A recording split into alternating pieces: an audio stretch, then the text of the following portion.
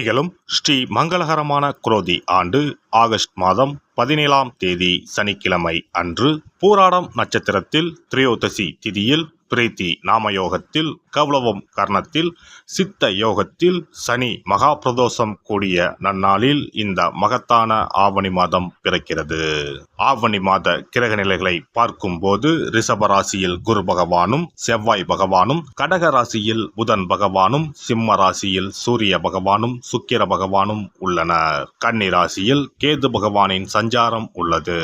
கும்பராசியில் சனி பகவான் வக்ரத்தில் உள்ளார். ராகு பகவான் மீனராசியில் பயணம் செய்கிறார். இந்த மாதம் கிரகங்களின் பெயர்ச்சி என எடுத்துக்கொண்டால் ஆவணி மாதம் 10ஆம் தேதி செவ்வாய் பகவான் ரிஷப ராசியில் இருந்து மிதுன ராசிக்கும், சுக்கிர பகவான் சிம்ம ராசியில் இருந்து கன்னி ராசிக்கும் பெயர்ச்சி அடைகின்றனர். ஆவணி மாதம் 15ஆம் தேதி புதன் பகவான் கடகராசியில் இருந்து சிம்ம ராசிக்கு இடப்பெயர்ச்சி அடைகின்றார். இந்த கிரகங்களின் பெயர்ச்சி மற்றும் சிம்மத்தில் இணையும் சூரியன் புதன், கன்னி ராசியில் இணையும் கேது சுக்கிரன் ஆகிய கிரகங்களால் இந்த ஆவணி மாதத்தில் உங்கள் ராசிக்கு உண்டாகும் சுப பலன்கள் என்ன என்பதனையும், அசுப பலன் ஏற்படுமாயின் ராசிக்காரர்கள் செய்ய வேண்டிய பரிகாரம் என்ன, வழிபட வேண்டிய தெய்வம் யார் என்பதனை பற்றி விரிவாக காண்போம்.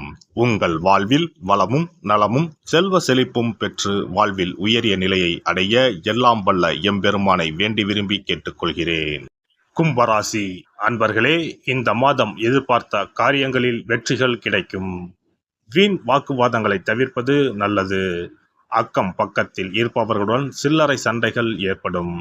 வாகனங்களில் செல்லும் போது கவனம் தேவை. பூர்வீக சொத்துக்களில் வரும் வருமானம் குறையலாம். தொழில் வியாபாரம் மந்தமாக இருந்தாலும் பணவரத்து திருப்தி தருவதாக அமையும்.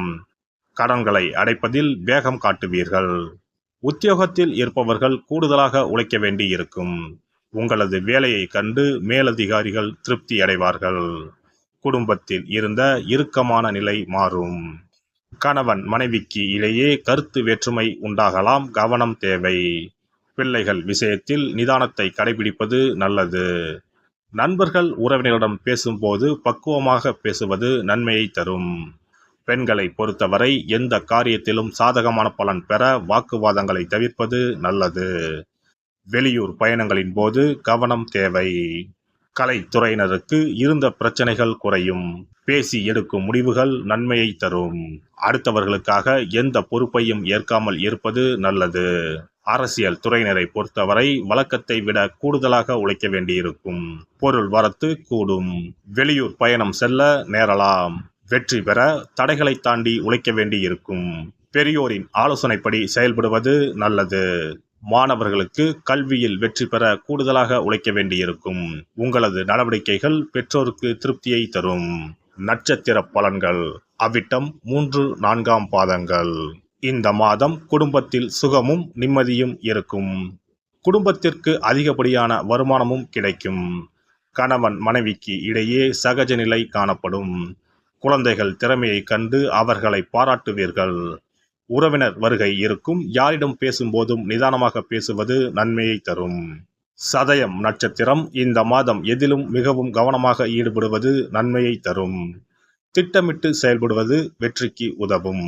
பணவரத்து அதிகரிக்கும். அதே நேரத்தில் செலவும் கூடும். எதிர்பார்த்த உதவிகள் கிடைக்கும். துணிச்சல் உண்டாகும். அதனால் எதை பற்றியும் முன்பின் யோசிக்காமல் செயல்களில் இறங்கிவிடுவீர்கள். தேவையற்ற இடமாற்றம் உண்டாகலாம். பூரட்டாதி 1-2-3ஆம் பாதங்கள். இந்த மாதம் தொழில் வியாபாரத்தில் ஈடுபட்டு இருப்பவர்களுக்கு கீழ்நிலையில் உள்ளவர்களால் லாபம் கிடைக்கப் பெறுவீர்கள். சரக்குகளை பாதுகாப்பாக வைத்துக் கொள்வது நல்லது. உத்தியோகத்தில் இருப்பவர்கள் எந்த ஒரு வேலையையும் செய்து முடிப்பதில் வேகம் காட்டுவார்கள். சக ஊழியர்கள் மூலம் உதவிகள் கிடைக்கும். சனிக்கிழமையில் முன்னோர்களுக்கு தீபம் ஏற்றி வணங்க உடல் ஆரோக்கியம் பெறும். கடன் பிரச்சனைகள் தீரும். சிறப்பு பரிகாரம்: சொந்த வீடு அமைவதற்கு ஆன்மீக பரிகாரம்.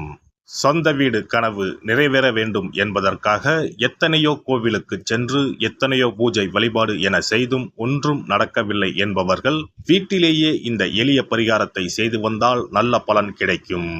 எளிமையான இந்த 2 பரிகாரங்களை செய்து வந்தால் விரைவில் சொந்த வீடு யோகம் அமையும். அதனால் நம்பிக்கையுடன் இந்த சக்தி வாய்ந்த வழிபாட்டை செய்து வரவும். எவ்வளவுதான் சொத்து பணம் இருந்தாலும் நமக்கென்று ஒரு வீடு இல்லை என்றால் அது மனக்குறையாகவே இருக்கும். சொந்த வீடு வாங்க முடியவில்லையே என்பது பலரின் ஏக்கமாகவும் கனவாகவும் இருந்து வருகிறது. சொந்த வீடு வாங்க வேண்டும், வாங்கிய இடத்தில் விரைவில் வீடு கட்ட வேண்டும், ஏற்கனவே துவங்கியிருந்த வீட்டின் பணிகளை பணப்பற்றாக்குறையால் கட்டி முடிக்க முடியவில்லையே என்ற கவலையில் இருப்பவர்கள் ஏராளம். இப்படிப்பட்டவர்கள் வீட்டிலேயே எளிமையான 2 பரிகாரங்களை தொடர்ந்து செய்து வந்தாலே போதும். சொந்த வீடு வாங்க வேண்டும் என்று நினைப்பவர்கள், அதற்கான முயற்சியில் ஈடுபட்டிருப்பவர்கள் ஒரு சிறிய அகல் விளக்கில் விளக்கெண்ணெய் ஊற்றி தீபம் ஏற்ற வேண்டும். மகா விஷ்ணுவின் அவதாரங்களில் ஒன்றான வாமனரை மனதில் நினைத்து சொந்த வீடு அமைய வேண்டும் என்று பிரார்த்தனை செய்து கொண்டு மாதந்தோறும் வரும் திருவோண நட்சத்திரத்தன்று வீட்டின் அக்னி மூலையான தென்மேற்கு மூலையில் இந்த விளக்கை ஏற்றி வைக்க வேண்டும். அக்னி திசை என்பது மண்ணுக்குரிய திசையாகும். அதாவது அங்காரகன் எனப்படும் செவ்வாய் பகவானுக்கு உரிய திசை இதுவாகும். 3 அடி மண் கேட்டு 3 உலகையும் அளந்தவர் வாமனன். அதனால் அவரை நினைத்து பால் பாயசம் நிவேதனமாக படைத்து வழிபட்டு வந்தால் விரைவில் சொந்த வீடு யோகம் அமையும்.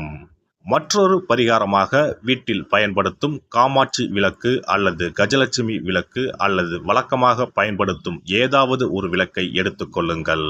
விளக்கை சுத்தம் செய்து மஞ்சள் குங்குமம் வைத்து வாசனை மிகுந்த வெள்ளை நிற பூக்கள் சாற்றுங்கள். பிறகு 5 ரூபாய் நாணயத்தை விளக்கிற்குள் போட்டு நெய் அல்லது எண்ணெய் ஊற்றுங்கள்.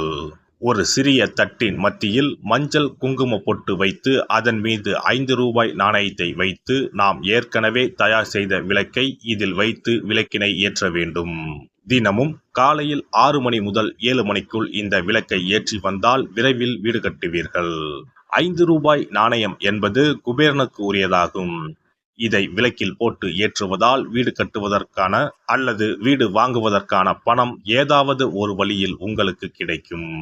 காலை 6 மணி முதல் 7 மணி வரையிலான நேரம் என்பது ஞாயிற்றுக்கிழமையில் சூரியன், திங்கள் கிழமையில் சந்திரன், செவ்வாய்க்கிழமையில் செவ்வாய், புதன் கிழமையில் புதன், வியாழக்கிழமையில் குரு, வெள்ளிக்கிழமையில் சுக்கிரன், சனிக்கிழமையில் சனி என நவக்கிரகங்களில் பாவ கிரகங்களான ராகு கேதுவை தவிர்த்து மற்ற 7 கிரகங்களையும் குறிக்கும் ஹோரை நேரமாகும். இந்த நேரத்தில் விளக்கு ஏற்றுவதால் நவக்கிரகங்களின் அருள் கிடைத்து பூமி யோகம் உண்டாகும். எந்த ஒரு பரிகாரம் என்றாலும் மனதில் முழு நம்பிக்கையோடும் இறைவனை உறுதியாக வேண்டி வழிபாடு செய்தால் மட்டுமே பலன் தரும். எளிமையான இந்த பரிகாரத்தை தொடர்ந்து செய்து பயன்பெறுங்கள். எல்லாம் வல்ல இறையருளால் நீங்களும் உங்கள் அன்பு குடும்பமும் உடல் நலம், நீலாயுள், நிறை செல்வம், உயர் புகழ், மெய்ஞானம் ஓங்கி வாழ்க வளமுடன். இந்த வீடியோ பதிவு உங்களுக்கு பிடித்திருந்தால் லைக் பண்ணுங்க, கமெண்ட் பண்ணுங்க, ஷேர் பண்ணுங்க, மறக்காம சப்ஸ்கிரைப் பண்ணுங்க, பக்கத்துல இருக்கிற பெல் பட்டனை கிளிக் பண்ணுங்க. நன்றி, வணக்கம். ஓம் நமச்சிவாய, சிவாய நம.